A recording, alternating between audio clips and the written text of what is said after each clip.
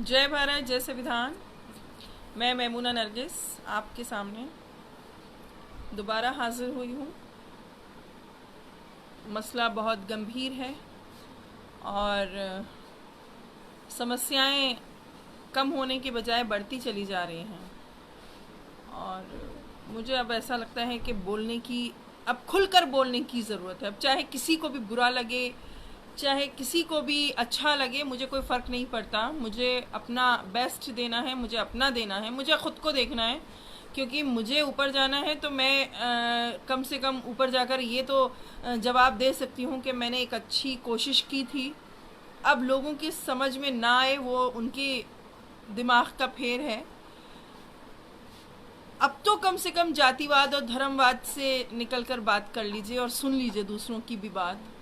मेरा नाम मैमूना नरगिस है, मगर मुझे ये मत सोचिए किसी जातिवाद या धर्मवाद में ना बांधकर। अगर इस नज़रिए से देखेंगे कि मैं एक हिंदुस्तानी हूँ और हिंदुस्तान की बात करने के लिए आई हूँ, और ये अधिकार मुझे संविधान ने दिया है, ये अधिकार मेरे देश के कानून ने दिया है कि मैं अपने देश के किसी भी समस्या का समाधान का रास्ता भी ढूंढ सकती हूँ और मैं उस पर बात भी कर सकती हूँ।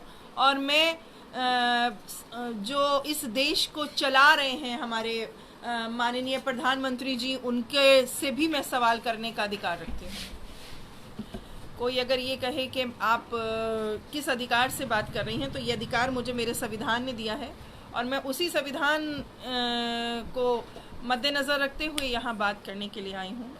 मेरे सामने बहुत सारे मुद्दे अभी आए, सोशल मीडिया पर भी आए, न्यूज़ में भी मैंने देखे। मुझे समझ नहीं आ रहा है कि क्या हो रहा है। मैं एक सवाल करना चाहती हूँ, क्या आपने अपनी ज़िंदगी में कभी शमशान घाट में मुर्दा ले जाते वक्त टोकन लिया था?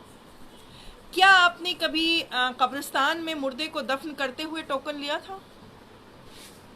क्या ऐसा हुआ था कि लकड़ियाँ भी ब्लैक की जा रही हों? क्या आपने कभी शमशान में मुर्दे को जलाते वक्त मार्केट में अगर लकड़ी 10 रुपये किलो है तो आपने वहाँ पर 50 रुपये किलो दी हो, पैसा दिया हो, उन्होंने ज़्यादा आपसे चार्ज किया हो? या कब्रिस्तान में कब्र की जो खुदाई का चार्ज है वो 5,000 से लेकर और ना जाने अनगिनत कितना लोग चार्ज कर रहे हैं, उसके हिसाब से लिया हो? क्या कभी ऐसा हुआ है?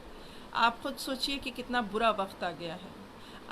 अब ये मुझे बताइए कि एक गरीब आदमी अगर शमशान में अपने मुर्दे को जलाने के लिए जाए, या मुसलमान इंसान है अपने मुर्दे को दफनाने जाए, या क्रिश्चियन है वो अपने मुर्दे को दफनाने जाए, और वहाँ उससे गरीब इंसान से इतना चार्ज मांगा जाए कि वो दे ही ना पाए, तो वो कहाँ दफनाएगा? क्या करेगा वो? मुझे इसका सवाल का जवाब चाहिए। मैं आपको ये सिर्फ इतना बताना चाहती हूँ, क्या सही है, क्या गलत हो रहा है, क्या सही हो रहा है। आप थोड़ा सा अगर जातिवाद और धर्मवाद से हटकर मुझे सुनेंगे, सिर्फ एक देशवासी और हिंदुस्तानी के नाते से आप मुझे सुनेंगे, तो मैं यकीन मानिए आप मेरी बात को समझेंगे भी और मेरी बात को सुन भी पाएंगे और मेरी बात को सही और गलत का फैसला भी कर पाएंगे। अगर मैं कोई बात गलत बोल रही हूँ तो मुझे कमेंट करके आप ज़रूर बताइए, मैं उस पर अमल करूँगी और मैं बिल्कुल उसको सुधारने की कोशिश करूँगी। लेकिन अगर मैं कोई बात सच बता रही हूँ तो प्लीज़ सच को सुनिए, क्योंकि सच को सुनने में हौसले की ज़रूरत होती है, और ये हौसला मैं देख रही हूँ बहुत कम रह गया है लोगों को। ना तो वो सच बोलने का हौसला रखते हैं, ना सच सुनने की हिम्मत रखते हैं। एक हमारे यहाँ आपने नाम सुना होगा, मौला अली का नाम बहुत सुना होगा, या अली मदद सुना होगा, मुश्किल कुशा सुना होगा। उनका एक कॉल है, कॉल कहते हैं कि जो थॉट्स हम बुज़ुर्गों के सुनते आ रहे हैं, कॉल है उनका कि उन्होंने कहा कि हमेशा ये न देखो कि कौन कह रहा है, बल्कि ये सुनो कि क्या कह रहा है। मगर हम क्या करते हैं कि हम शख्सियत परस्ती यानी कि पर्सनालिटी में इतने ज़्यादा गुम हो जाते हैं कि हम हमेशा से बात नहीं सुनते कि क्या कह रहा है। हम ये देखते हैं कहने वाला कौन है। अच्छा, कहने वाला वो है, फना है, अच्छा कहने वाला ये है, तो हम उसकी अच्छी बात भी नहीं सुन पाते हैं और बुरी बात भी नहीं सुन पाते हैं। चाहे बात अच्छी हो चाहे बुरी हो, सुननी चाहिए। इससे आपकी नॉलेज में इजाफा होगा, आपको सही और गलत का मतलब पता चलेगा। दूसरे क्या है, आप शख्सियत परस्ती में गुमराह नहीं होंगे, क्योंकि शख्सियत परस्ती का गुमराहीपन आपको सही मंजिल पर पहुंचने नहीं दे रहा है। ये जो आप पर्सनैलिटी में अंधे हुए हैं ना, आप जो सुनने की कोशिश ही नहीं करते हैं। मैं आज उनसे सवाल करती हूँ, जब ताली और थाली हमारे माननीय प्रधानमंत्री जी ने बजवाई थी और जब दिए जलवाए थे, और मैंने उस पर एतराज़ किया था कि आज देश को ऑक्सीजन की ज़रूरत है, आज देश को हॉस्पिटल की ज़रूरत है। ताली और थाली से ना तो डॉक्टर ठीक हो सकते हैं, जो डॉक्टर कोरोना के पेशेंट्स को ठीक करने में लगे हुए हैं और इन्फेक्टेड हो रहे हैं, वो ऐसे ठीक नहीं होते हैं। उनको किट चाहिए पूरी कोरोना से बचने के लिए, उनको पूरे प्रिकॉशंस की ज़रूरत है। और जो मरीज़ हैं वो भी ताली थाली से खुश होने वाले नहीं हैं, उनको भी ट्रीटमेंट चाहिए, उनको सारी फैसिलिटीज़ चाहिए जो हॉस्पिटल में होनी चाहिए। दिए जलाने से अंधकार में कोरोना भाग जाएगा। माननीय प्रधानमंत्री जी, मैं आपसे सवाल करना चाहती हूँ, तो फिर ये दिए की रोशनी के में ये अंधकार भागा क्यों नहीं? ये साइंस युग है मोदी जी, यहाँ पर दुआ और दवा चलती है। अंधविश्वास का किसी भी मजहब में कोई मायने नहीं है, चाहे आप कोई सा भी ग्रंथ उठाकर देख लीजिए। मैं गारंटेड हूँ कि अंधविश्वास का किसी भी जगह पर, किसी भी, ना गीता में, ना पुराण में, ना वेदों में, ना कुरान में, ना बाइबल में, ना गुरु ग्रंथ साहिब में, किसी में कोई जगह नहीं है अंधविश्वास की, है ही नहीं मजहबों में अंधविश्वास। ये हमारे पैदा किए हुए अंधविश्वास हैं, हम पैदा करते हैं अंधविश्वासों को। हमें इस वक्त जिन चीज़ों की ज़रूरत है वो चीज़ हमें मिल ही नहीं रही, यानी कि हॉस्पिटल में बेड की ज़रूरत है, ऑक्सीजन की ज़रूरत है, और हमारे बच्चों को स्कूल और कॉलेजेस और यूनिवर्सिटीज़ की ज़रूरत है। क्या ये है? टेक्नोलॉजी के नाम पर क्या है? मैं पूछना चाहती हूँ, सवाल करना चाहती हूँ अपने माननीय प्रधानमंत्री जी से कि जिस वक्त किसान आंदोलन हुआ, उस वक्त जब किसानों ने गुस्से में आकर जियो के टावरों को तोड़ा और रिलायंस मार्केट को बंद करवाया, उस वक्त आप ऑनलाइन आए थे। बहुत रोने वाली शक्ल आपकी थी, आपने बहुत रोकर स्पीच दी थी, बहुत अफसोसनाक आपने स्पीचेस दी थी। आज इतने लोग मर रहे हैं, इतने लोग मतलब बीमार हॉस्पिटल में पड़े हैं, आपका एक भी शब्द नहीं निकला, आपके ट्वीट तक आपने नहीं किया उनकी आत्मा को शांति के लिए, और जो मरीज़ हैं उनको ये कहने के लिए कि आप लोग घबराइए मत, हम ऑक्सीजन का इंतज़ाम कर रहे हैं, हम दवाइयों का इंतज़ाम कर रहे हैं, हम बेड का भी इंतज़ाम कर रहे हैं। आप कम से कम ये जो आप मन की बात करने आते हैं ना, ये मन की बात मत करिए, जन की बात करिए। मन की बात की ज़रूरत किसी को नहीं है। मन की बात करने के लिए हमारे फैमिली में, ब्लड रिलेशन में बहुत से फैमिली में लोग हैं, हम रोज़ उनसे मन की बातें करते हैं, अपने दोस्तों से हम मन की बात करते हैं, मगर हम एक राजा से उम्मीद करते हैं कि वो जन की बात करे, जनहित की बात करे। आप मुझे बताइए कि क्या आप अगर 5 मिनट भी आकर ये कह देते कि मरीज़ों से कि देखो घबराना नहीं, कोरोना से हमें जीतना है, और मैं ऑक्सीजन का भी इंतज़ाम करवा रहा हूँ, और तमाम मंदिरों, मस्जिदों, गुरुद्वारों को और जितने भी चर्चेज़ हैं, जितने भी धार्मिक स्थल हैं, धर्मशालाएँ हैं, होटल हैं, उनको एक इशारा करते कि आप लोगों से मैं ये एक हिंदुस्तान का प्रधानमंत्री होने के नाते ये आपसे मैं रिक्वेस्ट करता हूँ कि आप इन सब को अपने देश के मरीज़ों के लिए खोल दीजिए। तो क्या पब्लिक नहीं खोलती? आपको सलाम करती पीएम जी, आपको सलाम करती प्रधानमंत्री जी, आपकी इज्जत हो जाती। मगर आप एनआरसी हुआ, उसमें पुलिस वालों ने औरतों के साथ बदतमीजी की, आपने एक शब्द नहीं बोला उन औरतों की इज्जत में। आपने किसान आंदोलन में इतने सारे किसान मर गए, आपका एक भाषण नहीं आया जिसमें आपने ये कहा हो कि मैं किसानों के साथ हूँ, मैं इसी जन्म भूमि में पैदा हुआ हूँ, इसी ज़मीन का उगा हुआ मैं भी अनाज खाता हूँ, इसलिए मुझे बड़ी तकलीफ़ है कि किसान मर रहे हैं। मैं उनसे कह रहा हूँ कि वो मुझसे आके बात करें और इस मसले का हल निकालें। आप लोग चले जाएं, उठ के चले जाएं, बुज़ुर्गों को यहाँ ना बिठाएं। कोई एक वर्ड नहीं आया। आज कोरोना में इतने पेशेंट मर गए। आज छोड़िए, जब 2020 में मार्च में कोविड का स्टार्टिंग हुई थी, जब लॉकडाउन की, उस वक्त भी आपका कोई भाषण नहीं आता था, सिर्फ ताली थाली तमाशों के अलावा कोई आपने ऐसा भाषण नहीं दिया। कोई ऐसी बात आपने मरीजों के लिए नहीं की, कोई बात ऐसी आपने नहीं कही कि हाँ हमने विदेशों से ऑक्सीजन मंगाए हैं, हाँ हमने विदेशों से वैक्सीन मंगाई है, दवाएं मंगाई, आपने कुछ भी नहीं किया। और आज जो आपको आदर्श मान रहे हैं, जो आपके लिए आज भी सोशल मीडिया पर हम जैसे लोगों को गालियां देते हैं, हम जैसे लोगों को बदज़बान बदकलाम इस्तेमाल करते हैं, उनकी पता नहीं कब पट्टी उतरेगी आंखों पर से, कब वो समझेंगे कि देश जो है बातों से नहीं चलता है, देश मॉडलिंग से नहीं चलता है, देश चलता है कुछ कर गुजरने से। देश में जब तक कुछ डेवलपमेंट नहीं आएंगे, आज मैं आपको एक और आईना दिखाने की कोशिश कर रही हूँ जो शायद आपको समझ में आ जाए। 7 सालों में सिवाय हिंदू मुस्लिम दलित पंडित के सिवा इन्होंने कोई जंग नहीं छेड़ी, कुछ नहीं छेड़ा। आज मैं आपको बताती हूँ कि क्या है। योगी आदित्यनाथ जी को केरल का एक बिजनेसमैन यूसुफ नाम का बंदा 5 करोड़ का डोनेशन देता है। आज उसी यूसुफ ने 50 करोड़ जो है वो पीएम फंड में दिए थे पिछली बार। उसी यूसुफ ने 10 करोड़ केरल के फंड में दिए थे उसने, और 5 करोड़ उसने उड़ीसा के फंड में दिए थे, यानी कि वो अब तक इतने करोड़ रुपए दे चुका है वो। तो मैं पूछना चाहती हूँ कि और दूसरी बात कि जिनको मतलब ये वो लोग हैं कि जिनको आतंकवादी कहा गया एनआरसी में, जिनको पाकिस्तानी कहा गया एनआरसी में, ये वो लोग आगे आ रहे हैं मदद करने के लिए। तीसरा कि किसान आंदोलन की अगर मैं बात करूं तो उन बेचारों को खालिस्तानी कहा गया, उनकी मौत पर अफसोस तो बहुत दूर की बात है, उनको ड्रामा कहा गया, उनको विपक्ष का चाल कहा गया। विपक्ष की चाल में कोई अपनी जान नहीं देता है, कोई इतना बड़ा दिल वाला नहीं है कि वो चंद रुपए लेकर अपनी जान को जोखिम में डालकर कड़ाके की ठंड में बैठ जाए और आप उसके ऊपर पानी की बौछारें करवाएं और वो झेल जाए। कोई इतने बड़ा दिल वाला नहीं है।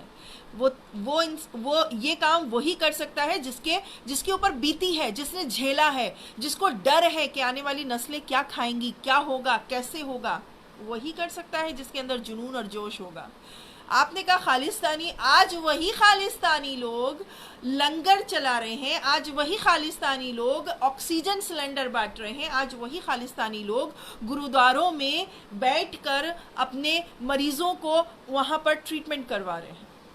मैं एक सवाल करना चाहती हूँ पीएम नरेंद्र मोदी जी आपसे कि आप मुझे बताइए कितने देशों ने आपको ऑक्सीजन सिलेंडर दिए थे पिछले मरीजों के लिए? किसने वैक्सीन भेजी थी, किससे आपने मांगी थी? क्यों? क्योंकि पहले सारे मुल्कों ने अपने मरीजों को देखा था, अपने मरीजों से जब बच रहा था तब दूसरे मुल्क ने एक दूसरे की मदद की थी। और आपने उस दौरान भी 9000 मैट्रिक टन के हिसाब से ऑक्सीजन सिलेंडर सेल किए, आपने सर्जिकल इंस्ट्रूमेंट्स सेल किए, आपने इंजेक्शन सेल किए, आपने दवाइयाँ सेल की।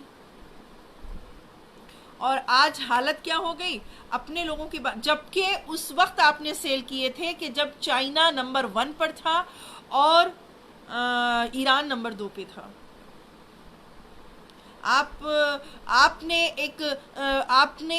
मैं तो आपको ही कहूँगी और सत्ता में बैठे हुए सभी लोगों को मैं ये कहूँगी कि ये आपकी चाल थी कि आप इस कोरोना को भी तबलीगी जमात के ऊपर फोड़ना चाह रहे थे, और तबलीगी जमात ने अपने सही होने का सबूत दिया कि प्लाज्मा उन्होंने डोनेट किया। जिन जिन लोगों को उस वक्त कोविड हुआ, उन्होंने प्लाज्मा डोनेट करके ये साबित किया कि हम कोई दुश्मन नहीं है अपने देश के, हम इसी देश के वासी हैं और हम सब एक हैं। हमने एकता का सबूत दिया था, उन जमात के लोगों ने एकता का सबूत दिया था। मैं सवाल करना चाहती हूँ, आज जो कोविड फैला हुआ है, पिछली बार कहाँ हैं वो सारे के सारे एंकर्स? वो कहाँ हैं वो एंकर्स जिन्होंने बहुत सीना ठोक कर ये कहा था कि तबलीगी जमात ने कोरोना फैलाया है? आज वो क्यों नहीं बोल रहे कुंभ के ऊपर? आज क्यों नहीं वो योगी सरकार के ऊपर सवाल उठा रहे हैं कि उन्होंने अगर न वो कुंभ का मेला करते और न कोविड फैलता? ना बिहार की रैली होती ना कोविड फैलता, ना बंगाल की रैलियां होती ना कोविड फैलता, ना मध्य प्रदेश में वो मुख्यमंत्री को बदलते, सत्ता को पलटते और वहाँ रैलियां करवाते। जब उन्होंने रैलियां करवाई तो उन्होंने लॉकडाउन को खोल के पब्लिक को इकट्ठा किया और उन्होंने क्या कहते हैं, कोविड को दावत दी। मतलब खुद कहा आओ, चलो आओ, कोविड हमारे देश में आओ। जनता ज्यादा हमसे सवाल कर रही है, अच्छा है मर मरा के निमट जाएं। कैसा भारत चाहिए आपको और कैसा आपको राजा चाहिए, ये आपको सोचना है। अभी भी वक्त है। माननीय प्रधानमंत्री से प्रोटोकॉल पर ये सब लोग मांग करें कि वो इस्तीफा दें, क्योंकि वो सत्ता को चलाने के लिए, देश को चलाने के लायक ही नहीं है। अभी तक उनका कोई स्टेटमेंट ऐसा नहीं आया। वो वेस्ट बंगाल में अभी तक पड़े हैं। दिल्ली के अस्पतालों की हालत देखिए, मैंने अभी सोशल मीडिया पर डाला भी है और सोशल मीडिया पर एक रिपोर्ट पड़ी हुई भी है कि जिसमें मरीज ये बोल रहे हैं षड्यंत्र है बहुत बड़ा। मरीज कह रहे हैं हमारा पेशेंट हार्ट का अटैक आया उनको, हमने उनको एडमिट करवाया, 10 दिन से वो एडमिट हैं, उनकी कोरोना की जांच हुई, उन्होंने स्क्रीन पर जांच दिखाई है कि नेगेटिव है, और अब वो ये कह रहे हैं रात तक सही थे हमारे फादर या हमारा हस्बैंड या हमारा बेटा, और अब वो ये कह रहे हैं कि वो कोविड पॉजिटिव है और उसकी डेथ हो गई। ये एक मरीज नहीं बोल रहा है, भीड़ लगी हुई है। जीटी हॉस्पिटल में भीड़ लगी हुई है लोगों की। मर गए हैं, चलिए अच्छा मर गए हैं तो मुर्दा दे दीजिए ना आप उनको। मुर्दा भी नहीं दे रहे हैं। अच्छा, जिनको मुर्दे दे दिए हैं उनका भी सुन लीजिए तमाशा। जिनको मुर्दा दे दिया है, अब वो जब शमशान में निलाने जाते हैं और वो चेहरा देखते हैं तो पता चला उनका मुर्दा जो था वो मर्द था, वो औरत का अर्थी पे औरत लेटी हुई है। पता चला कि उनका जो मुर्दा था उसका वजन था 65 से 75 केजी के बीच का, और वो पता चला 30-35 और 40-45 किलो का वजन का मुर्दा है। हाइट भी छोटी है। अब जो खोल के देखते हैं तो पता चलता कोई और है वो। इस कोविड की आड़ में जो ये बिजनेस हो रहा है, इस कोविड की आड़ में जो ये धंधा हो रहा है, इसको बंद कर दीजिए, इसको ख़त्म कर दीजिए। और इसको ख़त्म करने के लिए हमें आवाज़ उठानी पड़ेगी, हमें सवाल करने पड़ेंगे सरकार से। अगर हम सवाल नहीं करेंगे तो याद रखिए कि कल को हमारा भी पेशेंट, क्योंकि देखिए मैं ये नहीं कहती मौत बरहक है, सबको आनी है मौत, एक दिन सबको आनी है, मगर ऐसी मौत नहीं कि एक दिन में इतने सारे मर जाएं। एक दिन में इस वक्त कोविड में पूरे वर्ल्ड में भारत नंबर 1 पर चल रहा है। हमें आपको शर्म आनी चाहिए, हमें आपको शर्म आनी चाहिए। वो ट्रम्प जो भाईजान आए थे ना मोदी साहब के, वो भी कोविड लेकर आए थे साथ में। गुजरात में जो कोविड फैला था वो उनके आने से फैला था, उससे पहले गुजरात में कोई कोविड नहीं था। तो ये चीजें, और एक चीज और मेरे सामने उजागर हुई सबसे बड़ी, इतने सालों से हम एक ही चीज़ दिमाग में बिठाते आ रहे हैं, पाकिस्तान हमारा दुश्मन है और पाकिस्तान के बारे में हमें कुछ अच्छा बोलने की इजाज़त नहीं है। हम पाकिस्तान की ना तारीफ़ कर सकते हैं, ना पाकिस्तान से हम दोस्ती का हाथ बढ़ा सकते हैं, हम पाकिस्तान से कुछ नहीं कर सकते हैं। लेकिन हमारे पीएम जो हैं वो पाकिस्तान को न्यूक्लियर बम बनाने के जो इंस्ट्रूमेंट्स हैं, जो मशीनें हैं, वो बेच सकते हैं। 2018 और 19 के बीच में आपने $90,000 के करीब शायद मशीनें बेची, और 1920 और 21 में उन्होंने $42,000 के समथिंग, $42 लाख या कुछ समथिंग, मुझे ग्राफ नहीं पता, लेकिन ये उसमें मौजूद है। पूरी रिपोर्ट मैंने शेयर की है, आप देख सकते हैं। पूरा मिनिस्ट्री ऑफ कॉमर्स की पूरी रिपोर्ट है कि आपने पाकिस्तान को न्यूक्लियर बनाने के लिए सारी चीज़ें बेची हैं। अब आपको फैसला करना है कि आपको ऐसा प्रधानमंत्री चाहिए या आपको ऐसा प्रधानमंत्री चाहिए। आप दूसरी बात ये कि वो जो लोग कहते हैं ना कि प्रधानमंत्री के खिलाफ आप अनादर कर रही हैं, मुझे कई लोगों ने कहा प्रधानमंत्री के खिलाफ आप अनादर कर रही हैं। ये प्रधानमंत्री पिछले प्रधानमंत्रियों के साथ कुछ भी कर सकते हैं, कोई भी भाषा इस्तेमाल कर सकते हैं। एक बुजुर्ग लेडी सोनिया गांधी के खिलाफ एक गंदी भाषा, अभद्र भाषा यूज़ कर सकते हैं बीजेपी के लोग, लेकिन हम प्रधानमंत्री से इज्जत के साथ भी सवाल नहीं कर सकते। ये कौन सा संविधान कहता है? इनका संविधान, इनका संविधान कौन सा है? इनका संविधान कौन मानेगा? हम तो नहीं मानेंगे। मैं सिर्फ आपसे इतना कहना चाह रही हूँ कि बहुत देश की बुरी हालत हो रही है। कोविड में इतने पेशेंट नहीं मर रहे हैं, ये एक झूठी रिपोर्ट दे रहे हैं। मैं ये नहीं कह रही कि कोविड हिंदुस्तान में नहीं है, कोविड है हिंदुस्तान में, लेकिन अस्पतालों में जिस तरह से मौत हो रही है कि उनके गार्जियंस जो हैं वो नेगेटिव रिपोर्ट दिखा रहे हैं और उसके बावजूद उनको पॉजिटिव बता के मुर्दा घर में डाला जा रहा है और पता चला वो मुर्दा भी उनका नहीं है, दूसरों का है। तो आखिर उनका पेशेंट कहाँ गया? समझिए, इस आड़ में बहुत बड़ा षड्यंत्र हो रहा है। आपके मरीजों के ऑर्गन्स भी बेचे जा रहे हैं। कभी बॉडी घर पे आए तो ज़रा सा खोल कर भी देख लीजिएगा तो शायद समझ में आ जाए। वैसे तो आपको वो खोलने नहीं देंगे, पैक करके देंगे आपको, लेकिन मैं आपको ये बात बोल रही हूँ, बहुत ज़बरदस्त षड्यंत्र है ये, और उसमें कई लोग जुड़े हुए हैं, कई पार्टीज जुड़ी हुई हैं, कोई एक पार्टी नहीं है। हमें अपने देश को बचाना है तो अब हमें आगे आना होगा। मैं आपसे मैं डरती नहीं हूँ। लोगों ने कहा मुझसे कि तुम्हें डर नहीं लगता है। डर किस बात का है? मौत उसने लिखी है, मेरी मौत किसी पार्टी के नेता ने नहीं लिखी है। मेरी मौत जो है ऊपर वाले ने लिखी है, और वो जब आएगी ना, वो इशारा करेगा तब आएगी, ऐसे नहीं आएगी। लेकिन अब जो ये मौत का खेल हो रहा है ना, ये पूरे षड्यंत्र के साथ हो रहा है, पूरे षड्यंत्र। ये आत्महत्याएं करवाई जा रही हैं लोगों से, लोगों को सुसाइड करने के लिए उन्हें प्रेरित किया जा रहा है कि आओ हॉस्पिटल में, डर के मारे फौरन एडमिट हो जाओ, हम 10 दिन तक तुम्हें रखेंगे और नेगेटिव रिपोर्ट भी होगी। लेकिन एन वक्त पर एक रात, मतलब कुछ बेचारे वो कह रहे हैं हमारी बात तो फोन पे करा दीजिए, बात तक नहीं करा रहे ताकि मरीज हाल तो बताए अंदर का कि हो क्या रहा है अंदर। मरीज बता भी नहीं सकता अपने घर वालों को, कॉल नहीं कर सकता, मीडिया को अंदर नहीं जाने दिया जा रहा। जो मीडिया सच दिखाना चाहती है उस मीडिया को भी अंदर नहीं जाने दिया जा रहा। तो आखिर ये जो खेल चल रहा है, नरेंद्र मोदी जी, मैं आपसे कहना चाहती हूँ, वेस्ट बंगाल से अब दिल्ली आ जाइए। दिल्ली में हाहाकार मच चुका है, यूपी में हाहाकार मच चुका है। ये जो 3 लोग हैं, इनका इस्तीफा बहुत ज़रूरी है। हमारे गृह मंत्री, उत्तर प्रदेश के मुख्यमंत्री और हमारे प्रधानमंत्री, ये जो 3 लोग हैं, इनकी वजह से जो हिंदुस्तान के अंदर कोविड फैला है, जो इनकी लापरवाही की वजह से। और दूसरी बात पे एक बात और मैं इशारा करना चाहती हूँ कि वो सुबह मैंने किसी का स्टेटस देखा था कि जिस वक्त गोरखपुर में ऑक्सीजन की कमी हो गई थी और डॉक्टर्स पे ब्लेम कर दिया था, और एक डॉक्टर को जेल भी हो गई थी, कितना उसको परेशान किया बेचारे को।